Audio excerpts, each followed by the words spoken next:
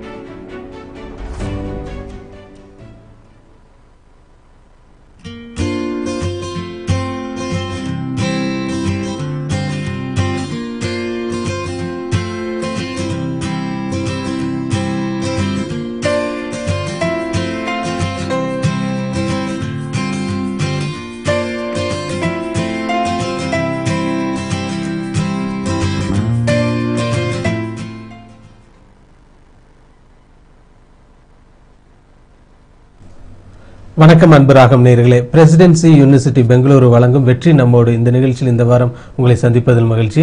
ஆசிரியர்கள் வந்துட்டு அவங்களுக்கு தெரிஞ்ச அந்த டிப்ஸும் வந்துட்டு சொல்லி கொடுத்துருக்காங்க ஸ்டூடெண்ட்ஸ்க்கு. எப்படி அந்த எக்ஸாம்ஸ் எழுதலாம், ஜஸ்ட் பாஸ் ஆகிற ஸ்டூடெண்ட்ஸ்லேருந்து சென்டம் எப்படி வாங்கிக்கலாம் அந்த ஸ்டூடெண்ட் அப்படிங்கிற வரைக்கும் அந்த டிப்ஸ் எல்லாம் இருக்குது.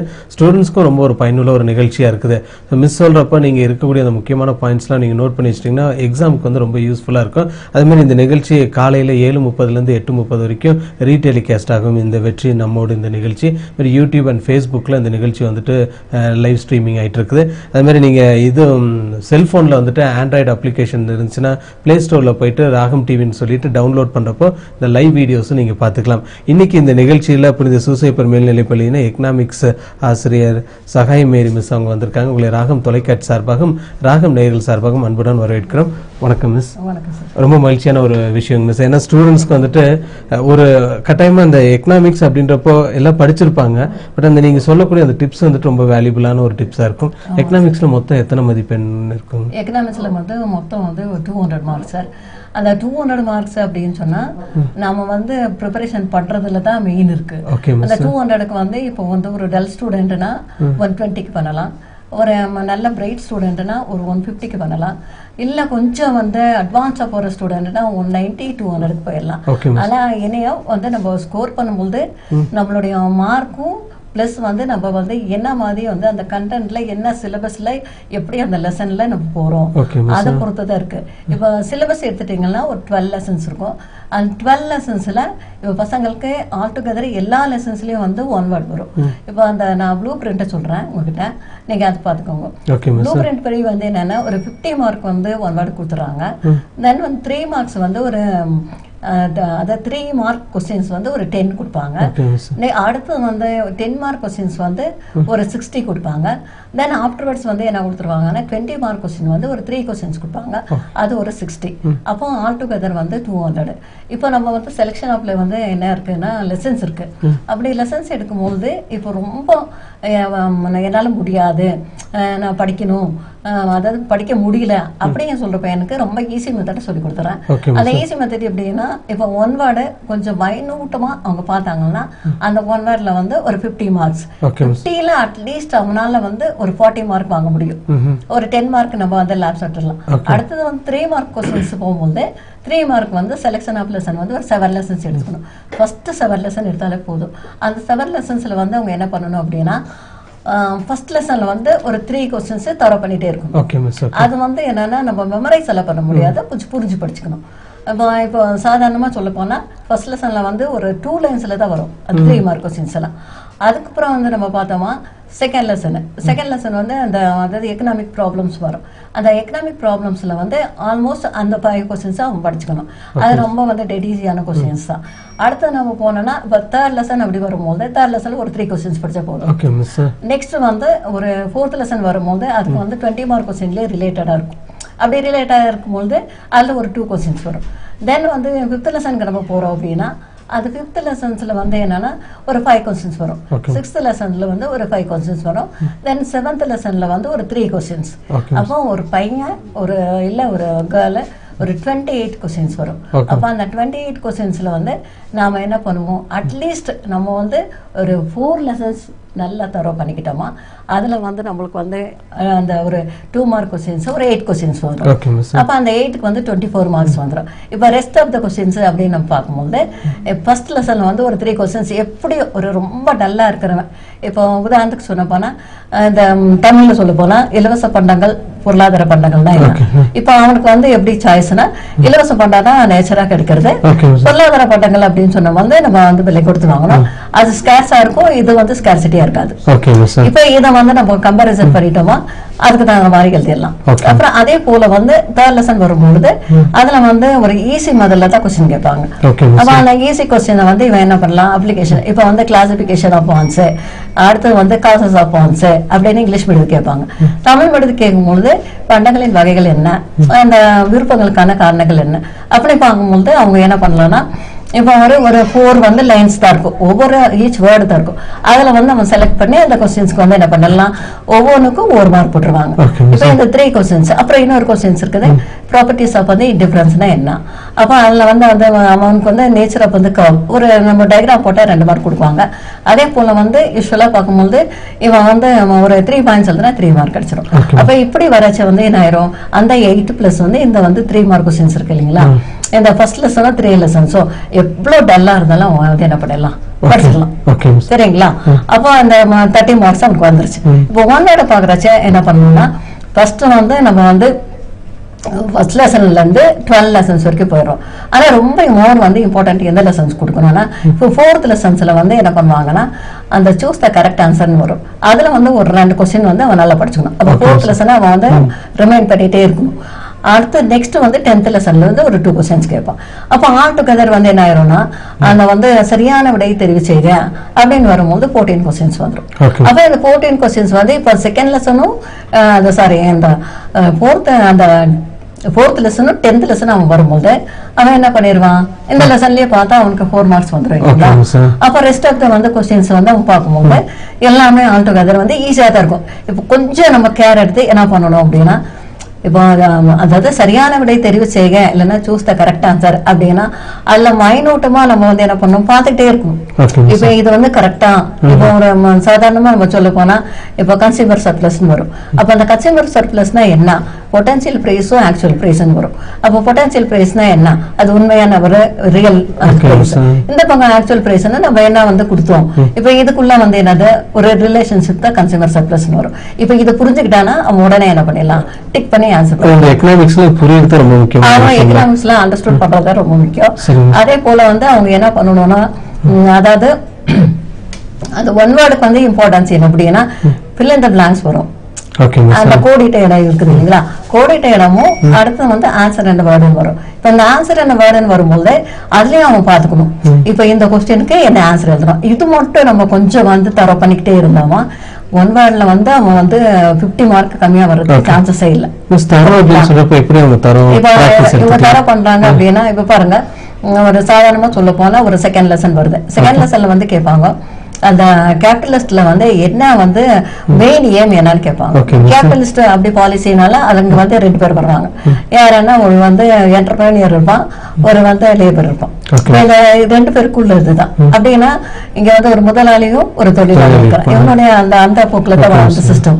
அப்ப இதுல பார்க்கும்பொழுது அதோட பேசிக் போர்ஸ் என்ன அப்படின்னு கேட்கும்போது ப்ராஃபிட் மோட்டிவ் வரும். அப்ப அடிப்படை அதுல முக்கியமா இருக்கிறது என்ன அப்படின்னா என்ன வரும்? லாப நோக்கம் வரும். இப்ப இதே கொஸ்டின் வந்து எங்க வரும்? fill in the blanksல வந்துரும். எப்பவுமே பப்ளிக் எக்ஸாம்ல அந்த கொஸ்டின் வரும். அப்ப அதுல வந்து கேட்பான் எக்கனாமிக் ஆக்டிவிட்டி அப்படின்னு வரும்பொழுது மெயினா வந்து நம்ம வந்து இப்ப ஒரு மார்க்கெட்னு போகும்போது அங்க demand for the commodity, supply of the commodity தான் இருக்கும். இப்ப இந்த ரெண்டுக்கும் இன்டராக்ஷன் என்ன? அதுதான் மார்க்கெட் போர்ஸ். அப்ப அதுல வந்து அந்த எக்கனாமிக் ஆக்டிவிட்டிஸ் வரும். இந்த எக்கனாமிக் ஆக்டிவிட்டிஸ் வரும்பொழுது இங்க என்ன வரும்? அதுக்கு வந்து ஒரு இன்டர்மீடியட்டா வர்றது என்ன? Price mechanism. இப்ப இந்த கொஸ்டினை அவன் அண்டர்ஸ்டுட் பண்ணிட்டானா கரெக்டா என்ன பண்ணிடலாம், எழுதிடலாம். அதே போல வந்து மத்தது ஒன் வேர்ட் பார்க்கும்போது இப்ப வந்து ஒரு ரிவார்ட் பேமெண்ட், அதாவது பிராக்டிஸ் ஆஃப் ப்ரொடக்ஷன் அப்படின்னு சொல்றாங்க. அது 6th லெசன்லயும் இருக்கும், 9th லெசன்லயும் இருக்கும். இப்ப 6th லெசன் படிக்கிற பையனுக்கு 9th லெசன் வரும்போது என்ன ஆயிடும்னா 6th லெசன்ல என்ன ரிவார்ட் பேமெண்ட் இது வந்து அவன் வந்து என்ன பண்ணுவான், பிரீஃபா படிப்பான்.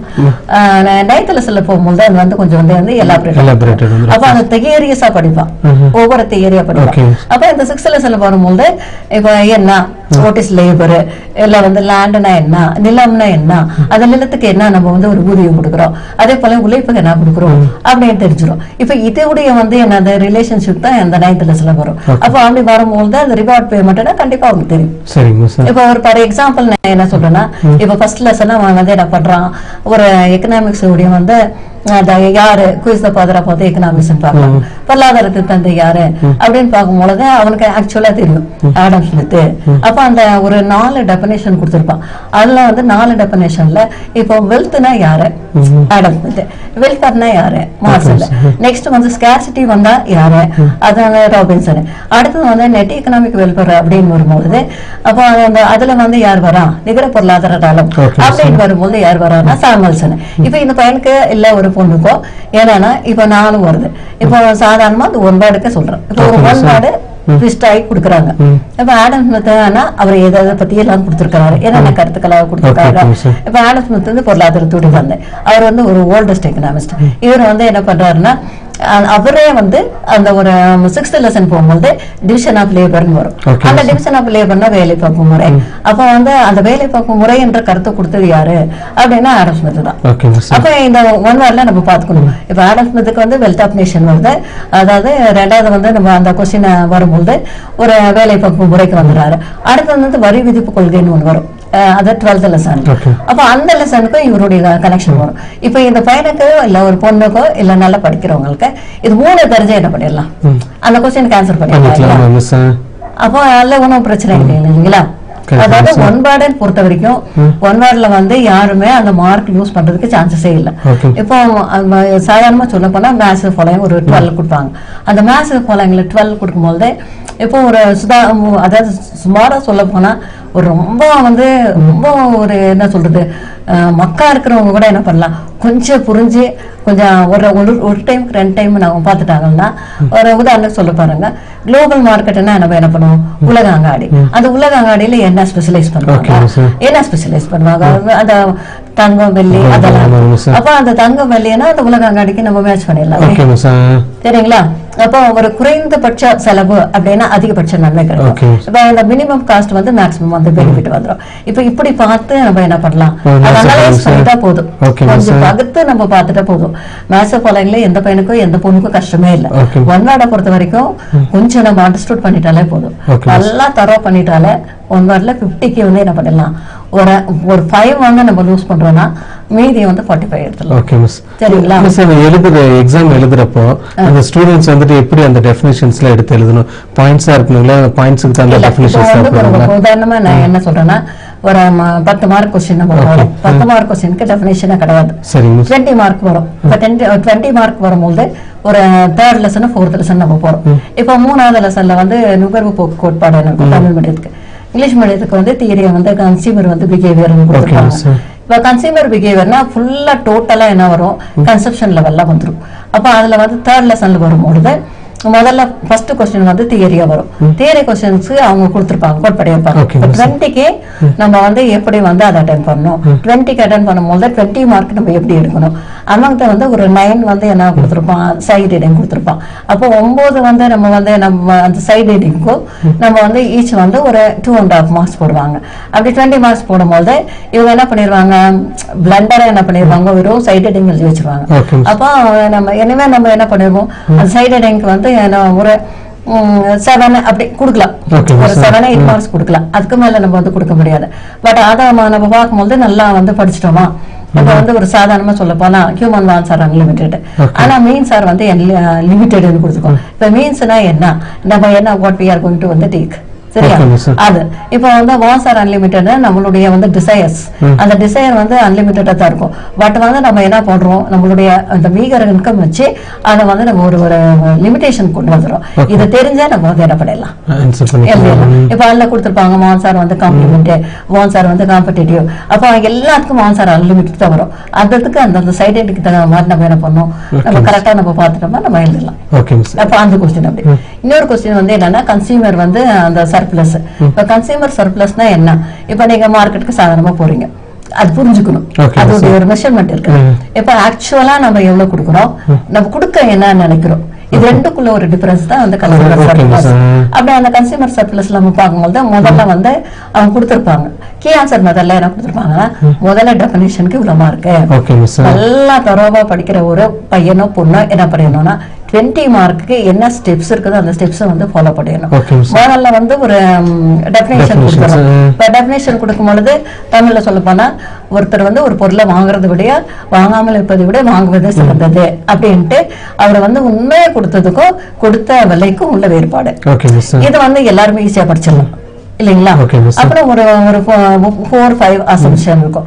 அந்த அசம்ஷன் சொல்லும்போது எடுக்கோல், அந்த எடுக்கோலுக்கு வந்து அதாவது இந்த கான்டெக்ட்ல தான் இப்போ இந்த ஒரு நம்ம தியரியை வந்து இப்போ ஒரு அந்த கொஸ்டின் எழுதுறோம்னா அதை எப்படி அப்ளிகேஷன் பண்ணணும், அப்ளை பண்ணணும். அப்ப அதுக்கு மெத்தட்ஸ் இருக்கு இல்லையா, அந்த மெத்தட்ஸ்ல இப்போ அதை வந்து என்ன பண்ணிடலாம், அதுக்கு வந்து ஒரு மார்க் வந்து பிரிஸ்கிரைப் பண்ணியிருப்பாங்க.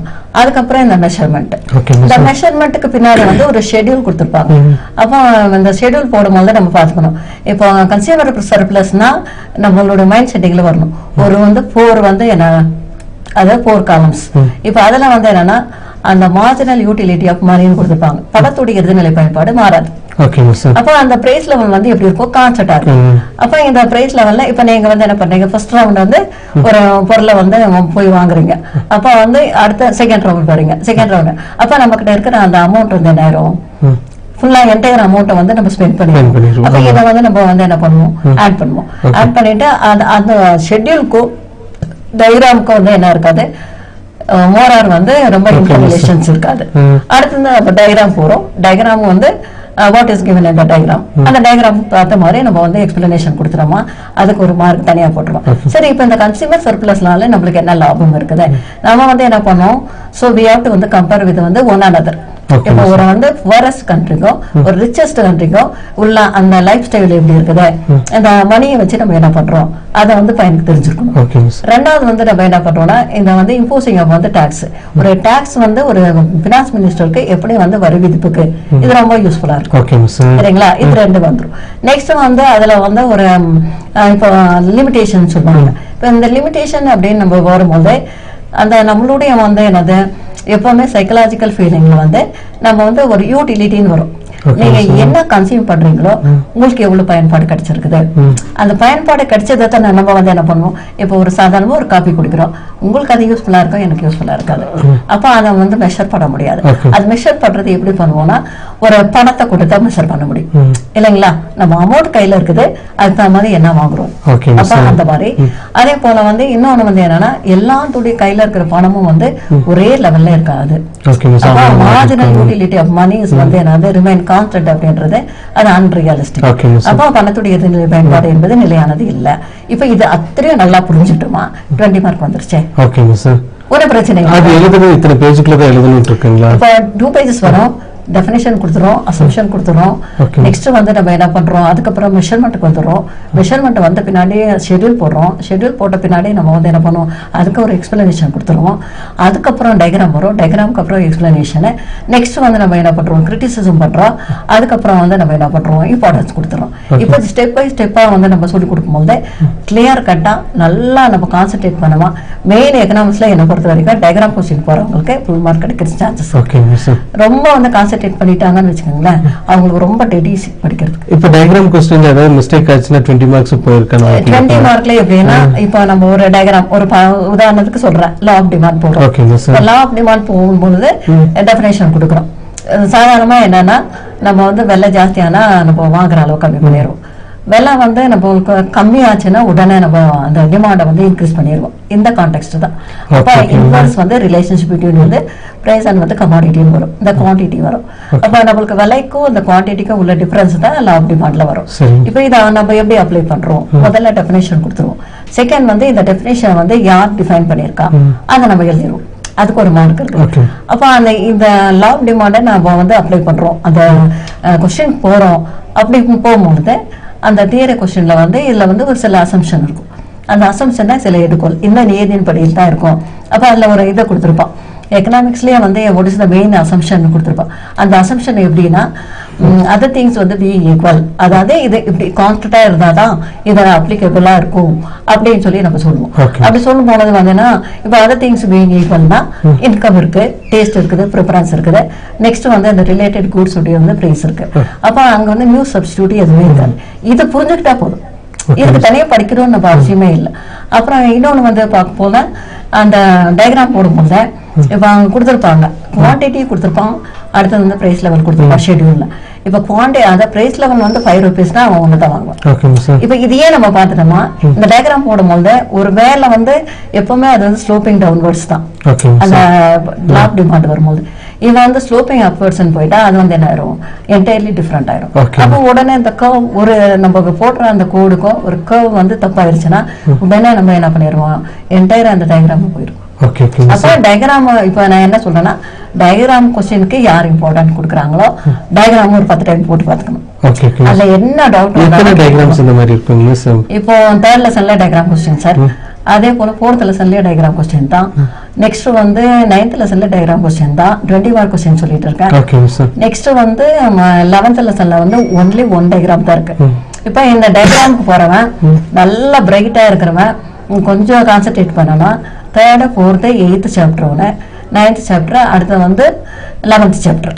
இப்ப இந்த 8th சாப்டர்ல வந்து 3 டயக்ராம் இருக்கும். 3 வந்து அவங்களுக்கு என்ன இருக்கும், தியரி கொஸ்டின்ஸ் இருக்கும். 4th சாப்டர் வந்து 3rd சாப்டர்ல வந்து ஒரே ஒரு டயக்ராம் வந்து 3rd சாப்டர்ல பார்க்கும்போது ஒரு வந்து தியரி கொஸ்டின் தான் இருக்குது. ரெஸ்ட் ஆஃப் த 4 கொஸ்டின்ஸும் வந்து என்ன பண்ணிடலாம், டயக்ராம் கொஸ்டின்ஸ் தான். அப்ப இப்ப நல்லா படிக்கிற பையன் என்னன்னா 3rd, 4th, 8th சாப்டர் போயிட்டானா அவனுக்கு அவ்வளவு கஷ்டம் இருக்காது, ரொம்ப ஈஸி மெத்தட். இப்ப நம்ம டீச் பண்றதுக்கும் இப்ப நம்ம வந்து அதை வந்து சொல்லி கொடுக்கறதுக்கும் நம்மளுக்கு ஈஸி தான். இந்த ஸ்டெப் பை ஸ்டெப்பா கொஞ்சம் சொல்லி கொடுக்குற டைம்ல வந்து அவங்க வந்து கொஞ்சம் பொறுமையா கவனிச்சுக்கிட்டாங்களா, அதுவே அவங்களுக்கு பிளஸ் பாயிண்ட். இப்படி அதாவது எவ்வளவு மார்க் வாங்கணும், மார்க் ஸ்கோரிங் தான் மெயின்.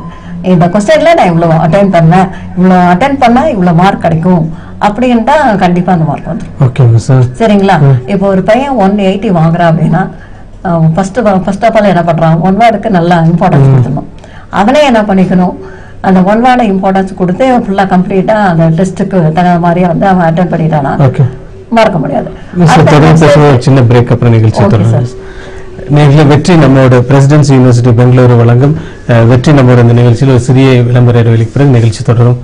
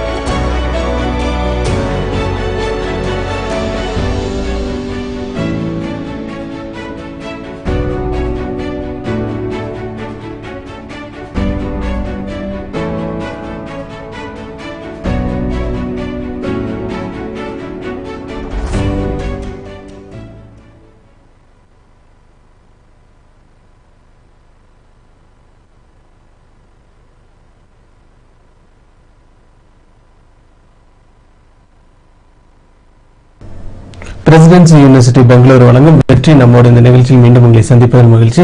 மிஸ், நீங்க சொல்லக்கூடிய அந்த வேல்யூபிள் டிப்ஸ் எல்லாத்துக்கும் ஸ்டூடெண்ட்ஸ்க்கு பயனுள்ளதா இருக்கும்.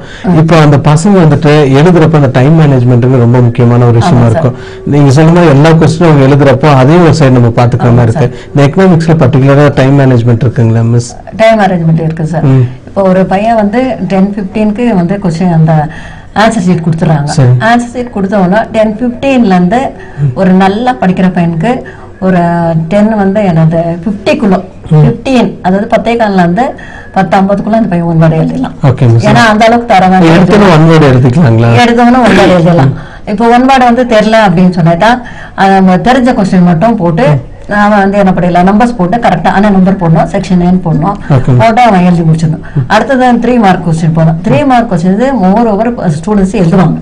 அப்ப 3 மார்க் கொஸ்டின் கடகடன்னு அவன் வந்து கொஸ்டின் நம்பர் வந்து கரெக்டா போட்டுட்டு 3 மார்க் கொஸ்டின் அலர்ட் பண்ணிட்டானா ஒரு 1/2 hour, அப்போ 1.5 hours போயிடும். இப்போ அந்த 1/2 hourல வந்து இவன் செட் பண்ணி வச்சுக்கணும். 10 மார்க் கொஸ்டின் எழுதுறான். இப்போ 10 மார்க் கொஸ்டின்ல வந்து இப்போ ஒரு இந்த தியரி கொஸ்டினா போறான் அப்படின்னா தியரி கொஸ்டின் வந்து ஒரு 4 லெசன் இருக்கு சார். செகண்ட் லெசன் எடுத்துக்கலாம், 6th லெசன் எடுத்துக்கலாம், அதுக்கப்புறம் வந்து 10th லெசன் எடுத்துக்கலாம், 12th லெசன் எடுத்துக்கலாம்.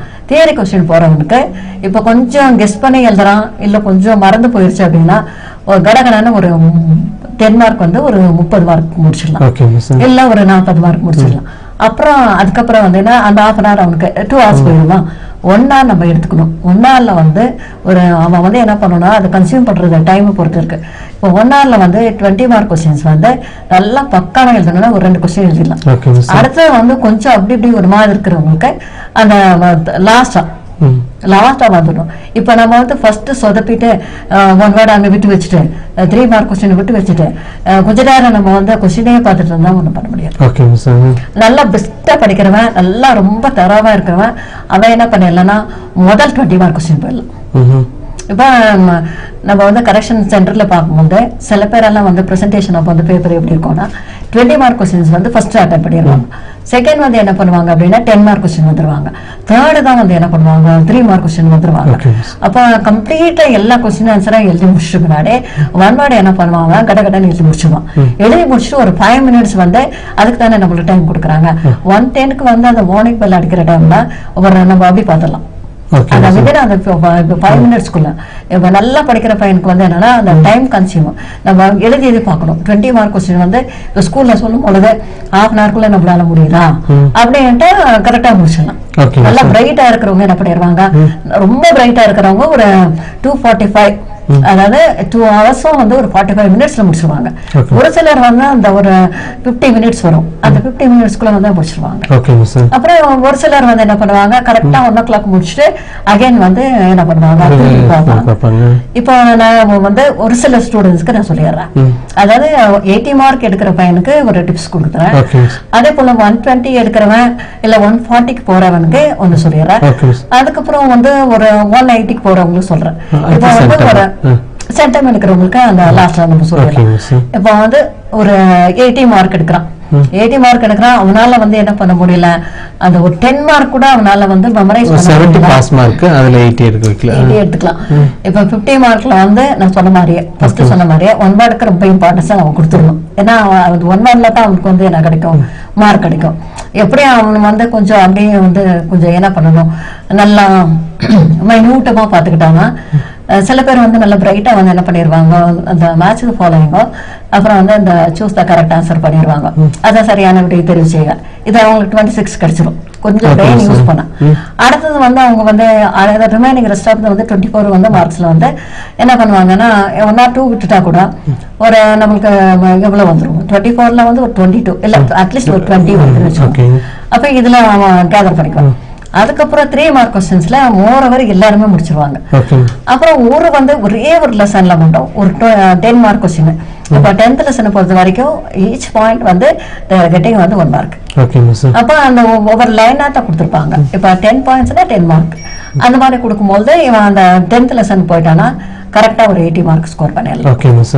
அடுத்து மினிமம் மெட்டீரியல் ஒன்று கொடுத்துருக்காங்க. மினிமம் மெட்டீரியல் வந்து நம்ம வந்து அதுக்கு தான் நம்ம தயார் பண்ணோம் அப்படியே நம்ம போறச்ச அதுக்கு தான் தயார் பண்ண முடியும். அப்ப அந்த மினிமம் மெட்டீரியல்ல வந்து நம்ம என்ன பண்றோம், அதை வந்து 1 வேர்டு நெக்ஸ்ட் 3 மார்க் கொஸ்டின் போயிடலாம். அங்க என்ன கொடுத்துருக்காங்கன்னா ஒரே ஒரு 4th லெசன்ல மட்டும் 20 மார்க் கொஸ்டின் கொடுத்துருக்காங்க. அந்த 20 மார்க் கொஸ்டின்ல வந்து 2 கொஸ்டின்ஸ் தான் கொடுத்துருக்காங்க. அதுக்கும் சில மெத்தட்ஸ் கொடுத்துருக்காங்க, அதுக்கும் சில மார்க்ஸ் எல்லாம் கொடுத்துருக்காங்க. அதுக்கப்புறம் இவன் வந்து 10 மார்க்குக்கு வந்து ஒரே ஒரு 10 மார்க் கொஸ்டின் கொடுத்துருக்காங்க. அந்த 10 மார்க் கொஸ்டின்ல வந்து பார்க்கும்போது 2 லெசன் வந்து ஆட் பண்ணியிருப்பாங்க. ஒன்னா செகண்ட் லெசன் அப்படி இல்லைன்னா 10th லெசன். இப்போ இது எல்லாத்தையுமே நம்ம கூட்டணுமா நமக்கு 140 வரதுக்கு சான்சஸ் இருக்கு. அந்த 140ல கூட 110 இல்ல 120 நம்ம எடுத்துடலாம். ரொம்ப ஒர்க் அவுட் பண்ணாம நம்ம எடுத்துடலாம். இல்ல நம்ம லீனட்டாவா இருந்தோமா நம்ம ஒரு 70-80 தான் இருக்கு. மிஸ் இந்த 70-80 மார்க்ஸ் எல்லாம் 80க்கு மேல எடுக்கணும். சில பேர் வந்து பர்టిక్యులர் நம்ம 70-80 எடுக்கணும்னா நம்ம இங்க வந்து நம்ம எடுக்கிற லெவலுக்கு அங்க போய் எடுக்க முடியாது. ஏன்னா அந்த கரெக்ஷன் சென்டர்ல பார்க்கும்போது எதாவது நம்ம மைனூட்டா எதாவது நம்ம பார்த்ததை பண்ண முடியும். இது சின்ன ஒரு மிஸ்டேக் பண்ணிட்டா கூட என்ன பண்ண முடியாது, பண்ண முடியாது. சின்ன மிஸ்டேக்னா எந்த மாதிரியான மிஸ்டேக்ஸ்? சின்ன மிஸ்டேக்ஸ்னா நம்ம கரெக்டா எழுதிருக்கிறோம், இல்ல நம்ம கரெக்டா டயக்ராம் போட்டிருக்கோம், கரெக்டா அந்த இப்ப சில பசங்க என்ன பண்ணுவாங்க ஒரு 5 பாயிண்ட்ஸ் எழுதிருப்பாங்க. அந்த 5 பாயிண்ட்ஸ்க்கு பின்னாடி வந்து அந்த ரெஸ்ட் ஆஃப் த பார்ட் வந்து விட்டுருவாங்க. அப்படி விடும்போது நமக்கு மார்க் வந்து லூஸ் ஆகும். அப்ப அந்த மார்க் வந்து போயிருச்சு அப்படின்னா நம்ம எதிர்பார்த்த எக்ஸ்பெக்டேஷன் வராதே இல்லைங்களா? சரி, அடுத்தது நம்ம பார்க்க போனோமா இப்ப 10 மார்க் கொஸ்டின் வந்து நல்லா தரப்படுறாங்க. 10 மார்க் கொஸ்டினுக்கு எதெல்லாம் படிக்கலாம்? இப்ப நான் ஏற்கனவே சொன்ன மாதிரி செகண்ட் லெசன்ல வந்து ஒரு தியரி தான் இருக்கு. இப்ப செகண்ட் லெசன்ல வந்து தியரி இருக்கும் பொழுது ஒரு சாதாரணமா கேக்குறாங்க முதலாளித்துவத்தினுடைய பண்புகள் என்ன அப்படின்னு கேட்பாங்க. What are the salient features of வந்து கேபிட்டலிசம்னு. அப்ப அவனுக்கு வந்து அந்த தெரிஞ்சிருக்கணும் அது என்ன கேரக்டரிஸ்டிக்ல இருக்குது அப்படின்னு. இப்போ அந்த ஒரு 5 வந்து சைட் ஹெட்டிங், அது 5 சைட் ஹெட்டிங்க்கு 5 மார்க்ஸ் கொடுத்துறாங்க. இப்ப 10 மார்க் கொஸ்டின்ல எப்படின்னா ஒன்லி வித் சைட் ஹெட்டிங்னா 5 மார்க்ஸ் கொடுத்துருவாங்க. இல்ல வந்து வித் எக்ஸ்பிளனேஷன் அப்படின்னா 5x2 கொடுத்துருவாங்க. அப்ப வந்து we are getting the advantage. நம்ம என்ன பண்ணிருவோம் 5x2 சொல்லும்போது at least we have to write வந்து ஒரு 2 or 3 பாயிண்ட்ஸ். இந்த இங்கிலீஷ் மொழி படிக்கிறவங்க தமிழ் மொழி படிக்கிறவங்களுக்கு இப்ப அவங்களுக்கு கோர்வையா அவங்க எழுதுறாங்க, பேராகிராஃப் வைஸா எழுதுறாங்க. அப்படி எழுதும் போது அவங்களுக்கு வந்து என்ன ஆயிரும், ஃபுல் மார்க் கிடைக்கிறதுக்கு சான்சஸ் இருக்குது. அதாவது சைட் ஹெட்டிங் போட்டுறோம். சைட் ஹெட்டிங் வந்து நம்ம என்ன பண்றோம் போட்டு அதுக்கு கீழே வந்து நம்ம எழுதுறோம். இப்ப சாதாரணமா சொன்ன போனா ஒரு தனியார் சொத்துரிமைன்னு இருக்கும் முதலாளித்துவத்துடைய பண்புகள்ல. அப்ப அதுல வந்து அவன் என்ன பண்ணுவான்னா அதாவது நாம வந்து ஒரு தனியார் சொத்துரிமைனா ஒரு தனிநபர் எவ்வளவு சொத்து வேணாலும் வாங்கிக்கலாம், இல்லைன்னா வந்து என்ன பண்ணலாம் விற்கலாம். அது வந்து தட் இஸ் அவர் வந்து ஓன் ரைட். அப்ப அதுக்கு வந்து யாருமே வந்து என்ன இல்லை எந்த வந்து ஒரு ரெஸ்ட்ரிக்ஷனும் கிடையாது அப்படின்னு அவன் வந்து புரிஞ்சுட்டானா ஒரு 2 லைன் எழுதுறான். ஓன் வேர்ட்ஸ் யூஸ் பண்ணி அதான் ஓன் வேர்ட்ஸ் இல்ல புக்லயே கொடுத்துருப்பாங்க. அதான் ஓன் வேர்ட் மாதிரி தான் இருக்கும். ஆனா நம்ம வந்து என்ன பண்ணிடுவோம் ஒரு சின்ன டாட் போட்டு நம்ம வந்து 2 பாயிண்ட் இல்ல 3 பாயிண்ட் அப்படின்னு நம்ம எழுதுறோம். அப்படி எழுதும் போது கண்டிப்பா என்ன இருக்கும் அது ரெலவெண்டா இருக்கும், கரெக்டா அக்யூரேட்டா எழுதிருக்கோம். அப்ப அதுக்கு தகுந்த மாதிரி நம்ம மார்க் போட்டுருவோம். சரிங்களா? அதே போல வந்து இப்போ 6th லெசன் நம்ம போறோம்னா இப்போ வந்து கேரக்டரிஸ்டிக் ஆஃப் கேபிட்டல் கொடுத்துருக்கோம். இப்போ முதல் என்பது என்ன, மூலதனம்னா என்ன, மூலதனம் வந்து என்னது எப்பவுமே மனிதனால் உருவாக்கப்பட்டது, அது வேற எதுவுமே நம்மளுக்கு கிடைக்காது. இப்ப நிலம்னா அது ஒரு சாதாரணமானது, உழைப்பாளின்னா நம்ம ரிசீவ் பண்றோம். அடுத்தது வந்து நம்ம வந்து ஒரு ஆர்கனைசேஷன் ஒரு செட்டப். அப்ப இந்த 4ம் வரும்பொழுது இந்த முதல்ல நிலம் உழைப்பு அது வந்து பிரைமரியில வந்துடும். கேபிட்டல் ஆர்கனைசேஷன் போகும்போது அது வந்து டிரைவ்டு நம்ம ரிசீவ் பண்றோம். அப்ப இந்த முதல்ல என்பது மனிதனுடைய முயற்சியால உண்டாக்கப்பட்டது. இப்ப இந்த மாதிரி ஒரு பாயிண்டா வரும். அது வந்து அந்த கேபிட்டல் வந்து எப்பவுமே வந்து என்னது ஆக்க முடியாது. அப்புறம் இது கொஞ்சம் பிளெக்சிபிளா இருக்கும் அப்படின்னால அது படிச்சுட்டா அது ஒரு among the 8 பாயிண்ட்ஸ்க்கு 10 மார்க் வந்துடும். அதே போல வந்து அந்த டிவிஷன் ஆஃப் லேபர், அந்த டிவிஷன் ஆஃப் லேபர்னா வேலை பகுப்பு முறைனா என்ன, அதுல என்ன நம்மளுக்கு நன்மைகள் இருக்குது தீமைகள் இருக்குது. இப்போ ஒரு சாதாரணமா ஒன்று சொல்ல போனா ஒரு வேலையை ஒருத்தன் நல்லா பண்ணும்பொழுது எஃபிஷியண்டா பண்ணும்போது அவனுக்கு தெரிச்சிருக்கும். 2வது வந்து டைம் கன்சியூம் பண்ணுவோம், ரா மெட்டீரியல் வந்து வேஸ்ட் ஆகாது. இதை புரிஞ்சுக்கிட்டா போதுமே, இதை புரிஞ்சுட்டு நம்ம படிச்சுக்கலாம். இப்போ அந்த டிராபேக்ஸ் வரும்போது ஒரே ஒர்க்கா நம்ம வந்து என்ன பண்றோம் அதையே அகைன் அண்ட் அகைன் செய்யும் பொழுது நம்மளுக்கு என்ன ஆயிரும் கெட்டிங் வந்து போர். அப்ப அதுல வந்து இன்னொரு நம்ம செக்ஷனுக்கு போக முடியாது. நெக்ஸ்ட் வந்து இப்போ வந்து ஹேண்ட் கிராஃப்ட்ஸ் எல்லாம் இருக்காங்க, அவங்க என்ன பண்ணிடுவாங்க அப்படின்னா இப்ப இந்த ரொம்ப வந்து நிறைய வந்து என்ன இருக்குது டோட்டலா நம்ம வந்து நிறைய தயாரிச்சிட்டோம் அப்படின்னா அதை வந்து நம்ம செல் பண்ண முடியாது. நம்ம என்ன விற்பனை பண்றோமோ அதுக்கு தகுந்த மாதிரி நமக்கு ப்ராஃபிட் கிடைக்கும். இப்ப இந்த மாதிரி டிராபேக்ஸ் எல்லாம் இருக்குது. இது என்ன பொறுத்த வரைக்கும் எக்கனாமிக்ஸ்ல ஒரு கொஸ்டினுக்கு ஆன்சர் எழுதும் போது இதுதான் இப்ப நம்ம நல்லா புரிஞ்சுக்கணும். புரிஞ்சிட்டோமா, அண்டர்ஸ்டாண்ட் பண்ணிட்டு இந்த கொஸ்டினுக்கு இதுதான் ஆன்சரு, பிளண்டரா பண்றதை பத்தி சொல்லிடுறேன். பசங்க என்ன பண்ணுவாங்கன்னா, இப்போ ஒரு தேவை என்பதன் பொருள் என்ன, what is demand. இப்ப அந்த தேவை என்பது போல வாங்குவதற்கான விருப்பம், அந்த முடிவு இருக்கணும், வாங்கக்கூடிய வந்து சக்தி இருக்கும். இது மூணையும் நம்ம தெரிஞ்சாதான் நம்ம எழுத முடியும். இவன் வந்து என்ன பண்ணிடுவான், தேவை என்பதன் பொருளுக்கு வேற எழுதிடுவான். சரிங்களா? இப்ப வந்து கேட்டிருப்பாங்க எலாஸ்டிசிட்டி ஆஃப் டிமாண்ட் அப்படின்னா என்ன, இவன் டைப்ஸ் ஆஃப் வந்து என்னது பிரைஸ் எலாஸ்டிசிட்டி அப்படின்னா போயிடுவான். அப்ப விலை தேவை நிகழ்ச்சினா என்ன, தேவை நிகழ்ச்சி என்ன நம்மளுக்கு தெரியணும். சரிங்களா?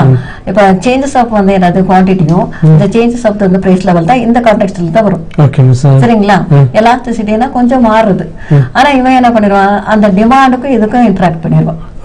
அப்படி பண்ணும்போது என்ன ஆயிரும், அங்க அது தப்பாயிரும். அப்ப நம்ம என்ன பண்ணணும், ஒரு 3 மார்க் கொஸ்டினா இருந்தாலும் சரி 10 மார்க் கொஸ்டினா இருந்தாலும் சரி புரிஞ்சுக்கணும்.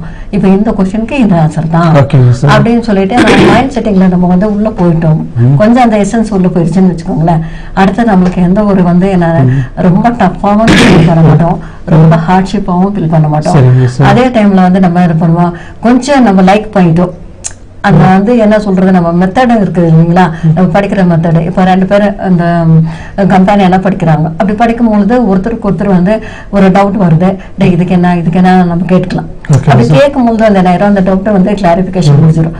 அப்படி இல்லைனாலும் இப்போ சம்மந்தப்பட்டவங்க கிட்ட போய் இப்படி எனக்கு வந்து இதுல நல்லா தெரியுது, ஆனா எப்படி வந்து இது பண்றதுன்னு தெரியல அப்படின்னு கொஞ்சம் கேட்டாங்கல்ல, உடனே ஈஸியா பண்ணிடலாமே. டயக்ராம் கொஸ்டின்ஸ் எல்லாம் அப்படிதான் சார், அதே போல இந்த தியரி கொஸ்டின்ஸ் அப்படிதான். தொடர்ந்து பேசும்போது சின்ன பிரேக் அப்புறம் நிகழ்ச்சி தொடரலாம். நேரிலே பிரசிடென்சி யூனிவர்சிட்டி பெங்களூரு வழங்கும் வெற்றி நம்மோட இந்த நிகழ்ச்சி ஒரு சிறிய இடைவெளிக்கு பிறகு தொடரும்.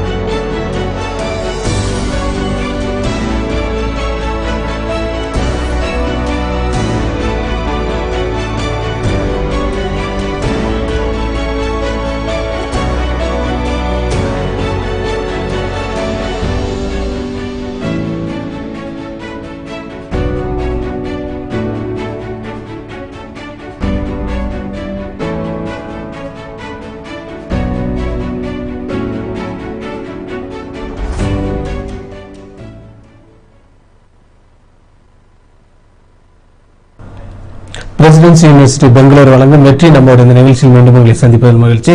எக்கனாமிக்ஸ் மிஸ் நிறைய விஷயங்கள் சொல்லிட்டு இருக்காங்க, இதெல்லாம் ரொம்ப முக்கியமான ஒரு கேள்விகள், எப்படி அந்த எக்ஸாம்ஸ்ல எழுதணும் அப்படின்னு. ஸோ நிறைய பேர் எக்கனாமிக்ஸ் இப்போ இந்த ஒரு டெஃபினேஷன்ஸ் அப்படியே தெரிஞ்சு வச்சுட்டாலே நிறைய மதிப்பெண் 20 மார்க்ல ஸ்கோர் பண்ணிக்கலாம் அப்படின்னு சொல்றாங்க. மேடம், எக்கனாமிக்ஸை பொறுத்த வரைக்கும் அந்த பிரசன்டேஷன் ரொம்ப ஒரு இம்பார்ட்டன்ட் பார்ட்டா இருக்குது.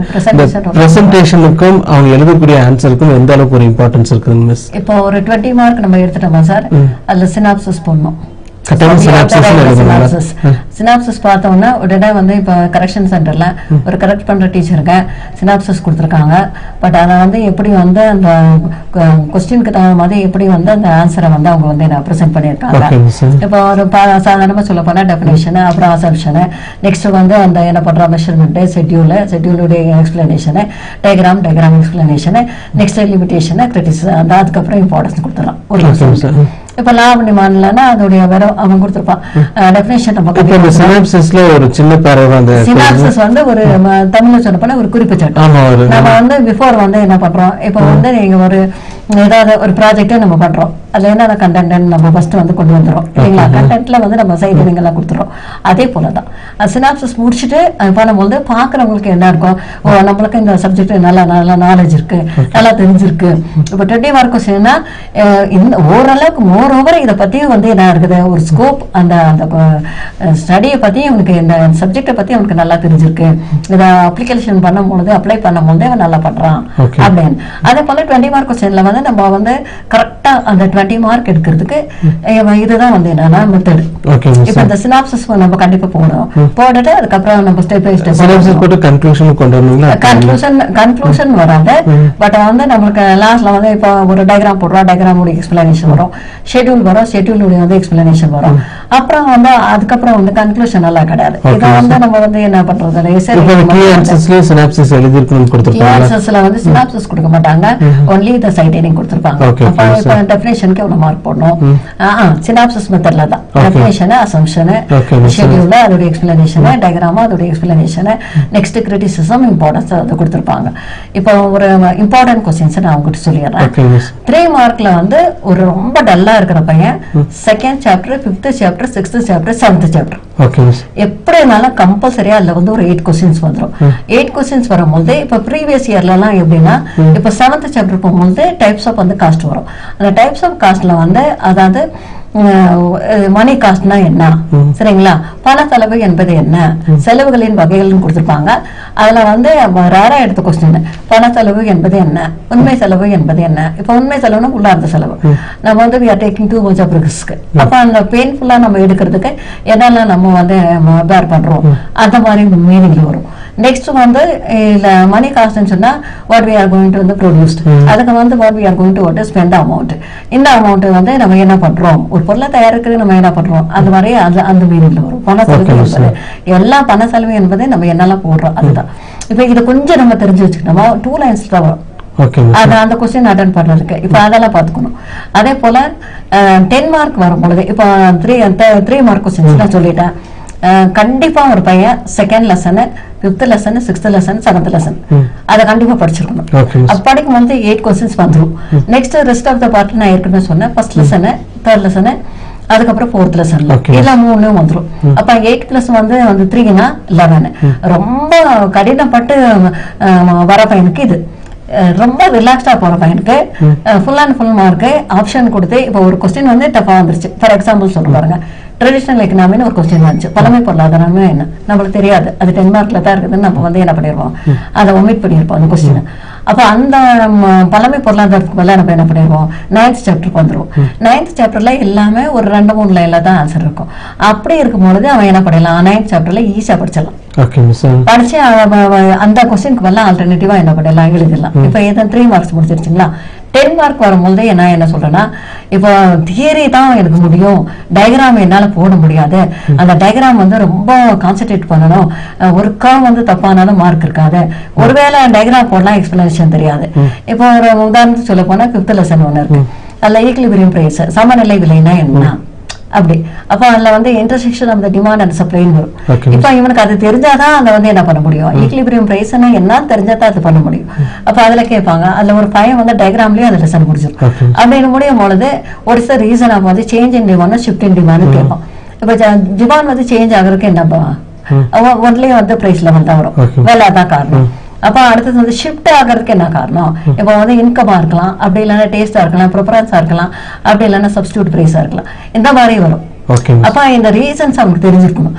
ரீசனை ஃபர்ஸ்ட் எழுதிட்டு நெக்ஸ்ட் டயக்ராம் போட்டு டயக்ராம் உடைய வந்து அதோடைய வந்து எக்ஸ்பிளனேஷன் கொண்டு வரணும். இதுக்கு தான் மார்க்.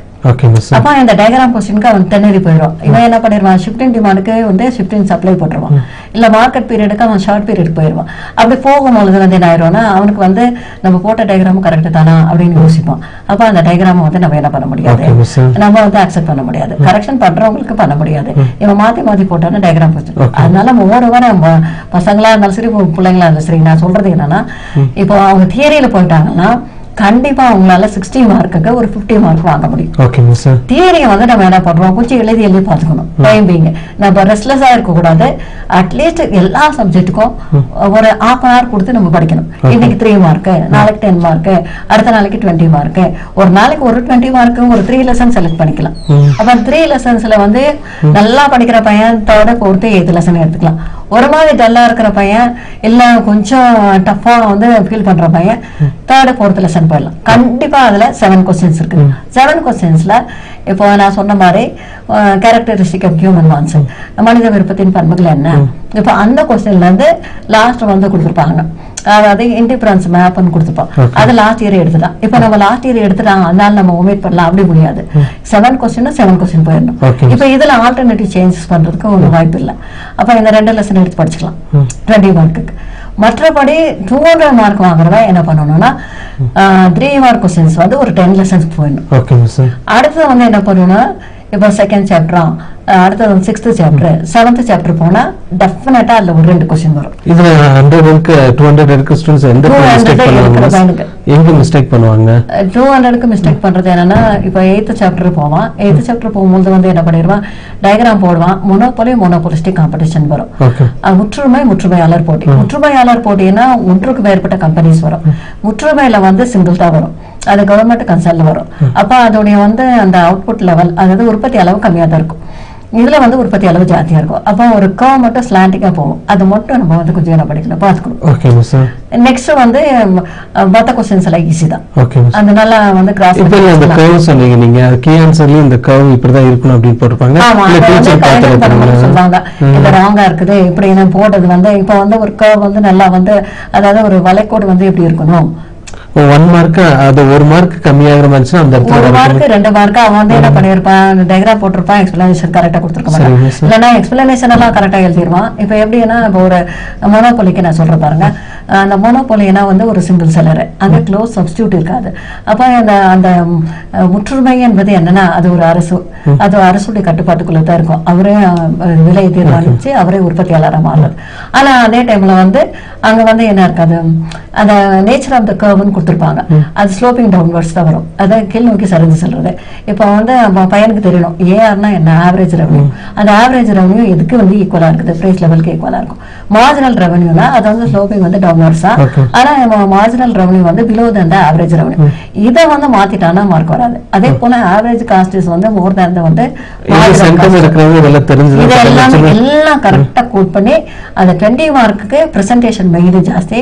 2வது வந்து அவங்க பார்க்கணும். இப்போ அந்த கொஸ்டின் கிட்ட சொன்ன மாதிரி 8th லெசன்ல நேச்சர் ஆஃப் த கர்வ் போடணும்.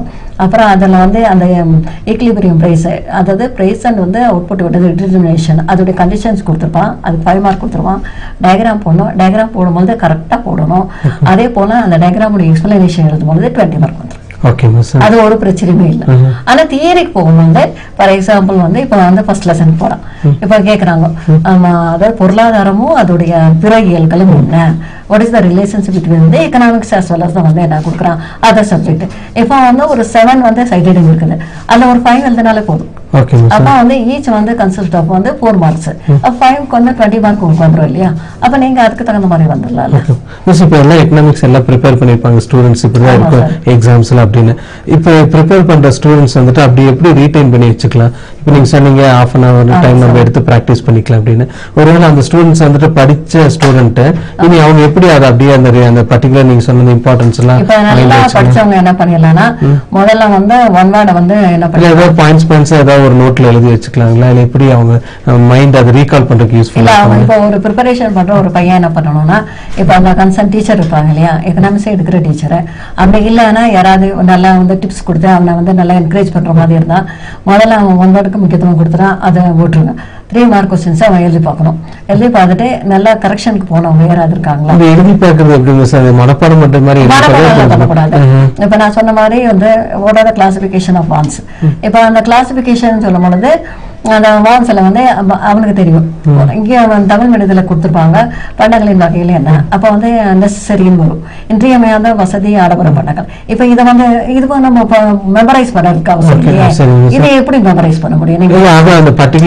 அவனுக்கு தெரிஞ்சிச்சுன்னா இப்போ அவன் போடணும். இப்போ நான் சொன்ன மாதிரி first lesson, second lesson, third lesson, fourth lesson, ஒரு 7 அவங்க வந்து 10 லெசன்ஸ் எடுத்துக்கலாம். 10 லெசன்ஸ்ல ஒரு 3 மார்க் கொஸ்டின்ஸ் இவன் எழுதி பார்க்கணும். எழுதி பார்த்துட்டு அதை வந்து என்ன பண்ணிக்கலாம், இப்போ இதுல எவ்வளவு எழுத முடியும், ஒரு நல்லா பெஸ்டா படிக்கிற பையன் ஒரு 35 கொஸ்டின்ஸ் எடுத்துக்கலாம். அந்த 35 கொஸ்டின்ல ஒரு 10 கொஸ்டின் வராதா வந்துடும். அதுக்கப்புறம் வந்து 10 மார்க் கொஸ்டின் போகும்போது கண்டிப்பா ஒரு டைம் கொடுக்கணும். ஒரு 20 மினிட்ஸ் கொடுத்து நம்ம போட்ட டயக்ராம் எல்லாம் கரெக்டா இருக்குதா, டயக்ராமுக்கு வந்து நம்ம எக்ஸ்பிளனேஷன் கரெக்டா கொடுத்துருக்கோமா, இப்போ இந்த டயக்ராமும் இப்போ லாங் ரன் வந்து ஆவரேஜ் காஸ்ட் எல்லாம் என்ன, ஷார்ட் ரன்னா என்ன, இப்போ லாங் ரனுக்கு ஆவரேஜ் ஷார்ட் ரனுக்கு அவனுக்கு வித்தியாசம் தெரியணும். அப்போ அதை வந்து right and note and long run average காஸ்ட்னு கொடுப்பாங்க.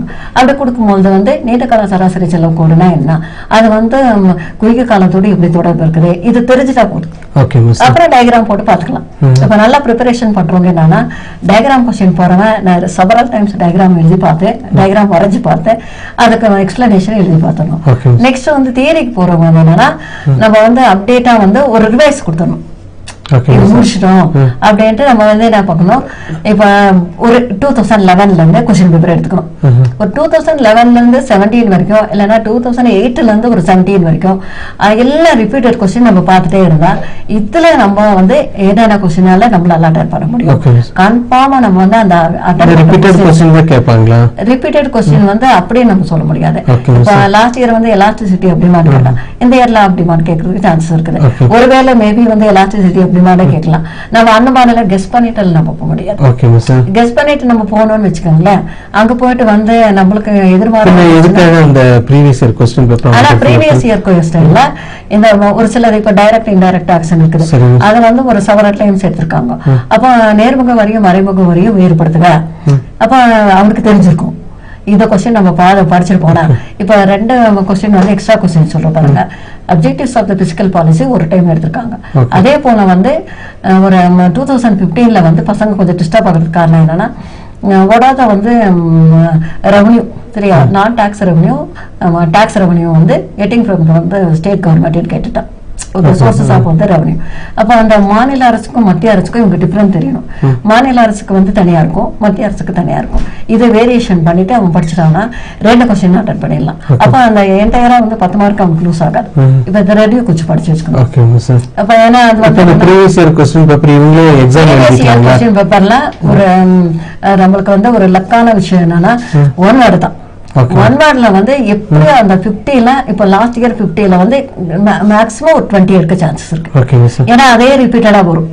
இப்ப வந்து ஒரு நான் சொன்ன மாதிரி ஆன்சர் என்ன வேர்டு இருக்கு இல்லைங்களா, 48th question, 49th question, 50th question, அதுல வந்து ஒரு 3 கொஸ்டின் இருக்கும். இந்த கொஸ்டின் தான் வரும். ஃபார் எக்ஸாம்பிள் வந்து இப்ப வந்து VAT-னா என்ன, அது வந்து மதிப்பு கூட்டுதல். இப்ப இந்த கொஸ்டின் வரும். அதுக்கு முந்தின வருஷத்துல வந்து இருக்கும், அதாவது பொது கடன்னா என்ன. அப்ப அவன் வந்து என்ன பண்ணுவான், பொதுமக்களிடம் வந்து பெறுவது தான் பொது கடன். இது மாதிரி அவனுக்கு வந்து என்ன பண்ணும், அந்த 48th question, 49th question, 50th question கன்ஃபார்மா இந்த கொஸ்டின் மாறி வரும். அப்ப அதை பார்த்தாலே அவனுக்கு வந்து ஒரு ஐடியா கிடைச்சிடும். நம்ம வந்து கொஸ்டின் பேப்பர்ல வந்து 1 வேர்டை நல்லா ரிவைஸ் பண்ணிக்கணும். 3 மார்க்ஸ் எதெல்லாம் வந்து வந்திருக்கு, ட்விஸ்டடா எந்த கொஸ்டின் வந்திருக்குது, எல்லாத்துக்கும் நம்ம வந்து ரெடியா இருந்தோமா கண்டிப்பா 200 மார்க்ஸ் வாங்கிடலாம். நல்லா இருந்துச்சு நீங்க சொன்ன வேல்யூபிள் டிப்ஸ். கட்டாயமா ஸ்டூடெண்ட்ஸ்க்கு ஒரு பயனுள்ளதா தான் இருந்திருக்கும். ஏன்னா இந்த ஒரு ஷார்ட் டைம்ல வந்துட்டு எல்லாமே நீங்க அனலைஸ் பண்ணி சொல்லிருந்தீங்க. உண்மையா நல்லா இருந்துச்சு மிஸ். இந்த அவங்க ஸ்டூடெண்ட்ஸ்க்கு ரொம்ப பயனுள்ளதா இருந்திருக்கும். இந்த நிகழ்ச்சியில் வந்து கலந்து ரொம்ப நன்றி மிஸ். நன்றி, வணக்கம். Thank you miss. நேரில் வெற்றி நம்மோட பிரசிடென்சி யூனிவர்சிட்டி பெங்களூரு வழங்கும் வெற்றி நம்மோட இந்த நிகழ்ச்சியில் இன்னைக்கு எக்கனாமிக்ஸ் பாடத்தை பற்றி சொல்லியிருந்தாங்க. ஸ்டூடெண்ட்ஸ்க்கும் கட்டாயமாக ஒரு சின்ன சின்ன டிப்ஸ் வந்துட்டு உங்களுக்கு கிடைச்சிருக்கும். இந்த நிகழ்ச்சி ஒரு மிஸ் பண்ணியிருந்தீங்க, நாளைக்கு 7:30 8:30 வரைக்கும் இந்த நிகழ்ச்சி ரீடெலிகாஸ்ட் ஆகும். அது மாதிரி ஃபேஸ்புக் அண்ட் யூடியூப்லையும் வந்துட்டு இந்த நிகழ்ச்சி வந்துட்டு டெலிகாஸ்ட் ஆகிட்டு இருக்கும். ஸ்டூடெண்ட்ஸ் ஏதாவது டவுட் இருந்துச்சுன்னா நீங்கள் வியூ பண்ணி பார்த்துக்கலாம். அது மாதிரி ஒமேகா ஈவென்ட்ஸ் மற்றும் ராகம் தொலைக்காட்சி 6th successful year education expo. அந்த 12th முடிச்ச ஸ்டூடெண்ட்ஸ் அடுத்து எந்த காலேஜ்ல போய் சேரலாம் அப்படின்னு ஒரு பெரிய கன்ஃபியூஸ்டா இருக்கும். ஒவ்வொரு காலேஜா போய் அவங்க போயிட்டு இருப்பாங்க. பட் அதுக்கு அந்த எஜுகேஷன் எக்ஸ்போ வந்துட்டு ரொம்ப ஒரு பயனுள்ளதா இருக்கும். ஊட்டியில பொறுத்த வரைக்கும் ஏப்ரல் 7th and 8th, குன்னூர்ல வந்துட்டு 9th, அது April 9th, கூடலூர்ல 10th and 11th, அது April 10th and 11th, omega events மற்றும் ராகம் தொலைக்காட்சி இணைந்து நடத்தும் மாபெரும் எஜுகேஷன் எக்ஸ்போ.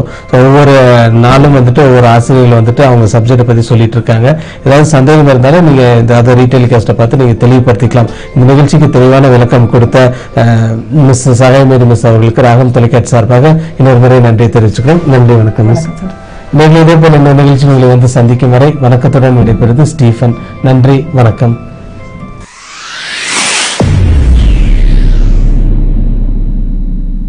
என்றும் உங்களுக்காக நாங்கள், உங்களால் நாங்கள். அன்புடன் ராகம் தொலைக்காட்சி.